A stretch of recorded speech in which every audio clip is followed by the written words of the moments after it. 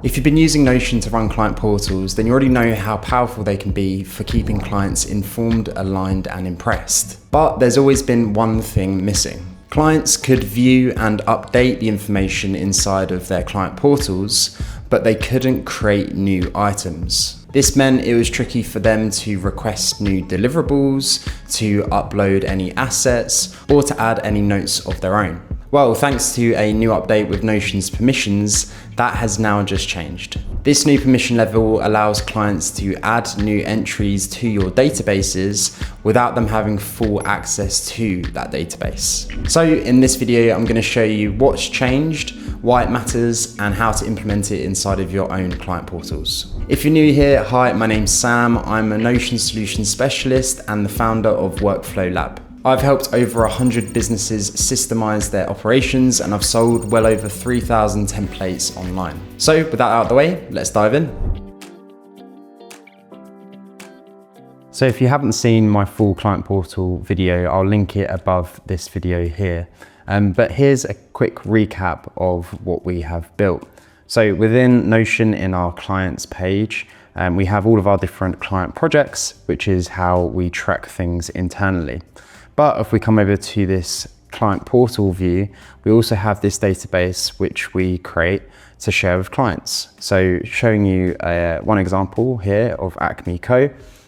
We have this tabbed layout, and they have the start here page where they basically are welcome to their client portal. And then they have individual tabs where they can see the projects we're working on with them, the deliverables that we're currently working on, and as you can see, a whole bunch more. And so once we're ready, we can then share this with the client up here, and they'll be able to see this information, and they'll also be able to interact with it in terms of updating deadlines, moving things across in different statuses, approving things, and so on. Now, the way this client portal works is using Notion's granular database permissions.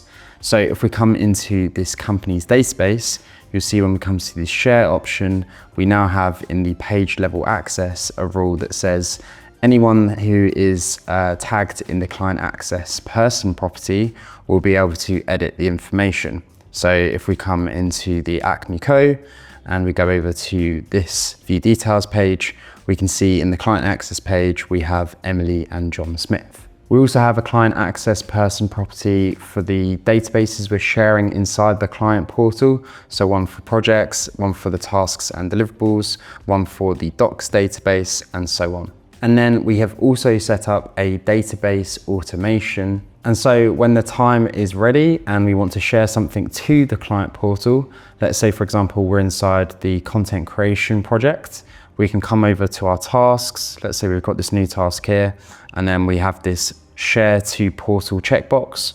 We'll check that. That runs a database automation within the task database, and it gets sent to the client portal and also shared with the correct permissions and access to the client. Now, this works great and gives clients a great view of everything that we're working on with them. But the main drawback we had is that when we shared these portals to the client, they weren't able to add information to it. So as an example, if they came over to this deliverables board, and let's say that they wanted to request a new deliverable they wanted us to complete for them, when they're in their view inside of Notion, they won't see this new task option. They won't be able to add anything to this database. Now, in my previous video, I did explain a workaround to this, and that's that we create a form within the tasks and deliverables database, and then we link to it here with this new deliverable button.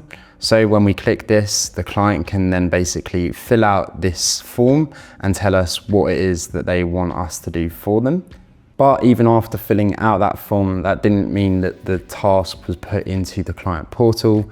We still had to have a bit of triaging internally, and we'd have to come to this request view in the task database and basically link it to the correct client project. So it was a workaround, but it definitely was a bit clumsy. But thanks to Notion's new permission rule, that can now change. So let's dive into what exactly it is. So the new permission rule that Notion has introduced is called can create. So I'm here at the original database, my tasks and deliverables database. And if I wanted to invite someone as a guest onto this database, I have a couple of options. So if I come to the share menu here, I can invite them by their email, select their profile, and then I can come up here and I can choose between these options. So full access, can edit content, can comment, and can view. But now you'll notice we have one additional option, and that is no access. Now this sounds slightly counterintuitive, but if I select this option, you'll now see I have the option to also toggle on can also create pages. So if we do this, Notion will come up with this menu here, and it's basically asking us what we would like the access level to be for anyone that has can create access. So can they just edit the pages, or should they have full access and also be able to share the pages that they create? I'm going to choose just edit for now, and then when we select create a page level access rule, you'll notice once we've invited Emily, we can also see that Notion has added a new page level access rule, which is that the created by person can edit. So they do that for us. So now that has been set up, if Emily was to come to her client portal and come to this deliverables board, which is a view of our tasks and deliverables database, she would now have the option to actually create an entry into this database. And just to show you that is the case, we've now logged into Emily's Notion account, and we're a guest inside of the Workflow Lab workspace.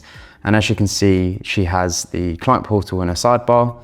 And if we was to come over to the projects database, which we haven't given can create access, you'll see she can view and open and interact with these projects, but she hasn't got the option to create a new project herself. But if we come over to the deliverables, again, a view of the tasks and deliverables database, you'll now see that she actually does have the option to create new entries into this database and request whatever deliverables she may want from us. So how does this new permission rule affect the client portals that we built in that previous video? Well, thankfully, not at all. We don't need to change the client portal in any way. There is just one additional step if we want clients to be able to add things to the portal themselves. So previously, if we wanted to invite a client to their portal, we would first come to the share menu here and make sure we invite them as a guest onto this single page. The second step was to come to the view details and make sure that we add their profile in the client access person property. Now there is a third and final step, and that is to come to our databases. And for any of the databases we want them to be able to add information to, we need to come, click share, and then make sure that we invite them with that can only create access level. For our client portals, I expect this to only be two of the databases, which is the tasks and deliverables database and the docs database. So 2 manual steps to allow clients to interact and add to those databases. So that's how the can create permission rule will improve our client portals. But here's a bonus use case that is equally as important, and that is collaborating with any contractors or freelancers inside of Notion. Now again, I've got a dedicated video where I go through how I suggest setting this up, so you can check this out here or here. So as a quick recap, the way we did that was when we came to the original databases in our back end, we had a page level access rule for each of our databases we wanted the contractors to interact with. And it is the same as the client, but with the assignee property. So anyone in the assignee property can edit.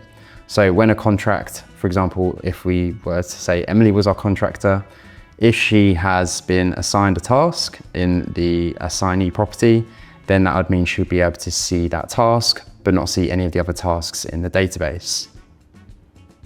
Once we did that for the client projects database, the tasks and deliverables database, and the docs database, we then came to our sidebar. We shared any of the major pages that the contractor would need access to, namely the clients page. So we came to this clients page here, and then we came to share, and then we invited Emily here.